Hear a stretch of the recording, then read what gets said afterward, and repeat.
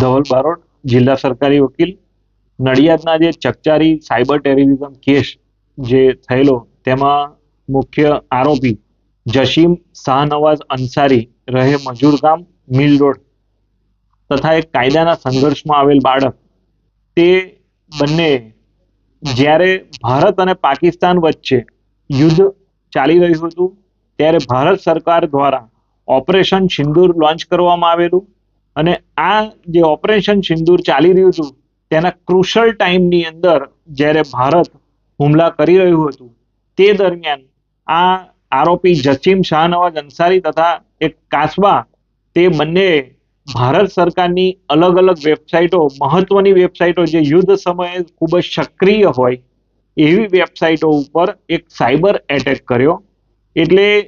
એક ગ્રુપ બનાવી અને DDoS એટેક જેને કહી શકાય એ એટેક કર્યો અને ભારત સરકારની 50થી વધુ વેબસાઇટો ઉપર આ એટેક કરવાથી આ વેબસાઇટો સ્લો પડી ગયેલી. અગાઉ આ બાબતની તપાસ ગુજરાત ATS દ્વારા કરવામાં આવેલી હતી અને એક આરોપી જસીમ શાહનવાઝ અંસારી તેની ધરપકડ કરવામાં આવેલી, તેમજ કાસબાને પણ સંરક્ષણ ગૃહની અંદર બાળ સંરક્ષણ ગૃહ ખાતે મોકલી આપવામાં આવેલો. આ સમગ્ર તપાસ ચાલી રહી હતી દરમિયાન ભારત સરકારના ધ્યાન ઉપર આવ્યું કે આ જે હુમલો હતો એ સમગ્ર હુમલો ભારતની અંદર ભય ફેલાવવા માટે, ભારત દેશની એકતા, અખંડિતતા, સલામતી તથા તેના સાર્વભૌમત્વને નુકસાન કરવા માટે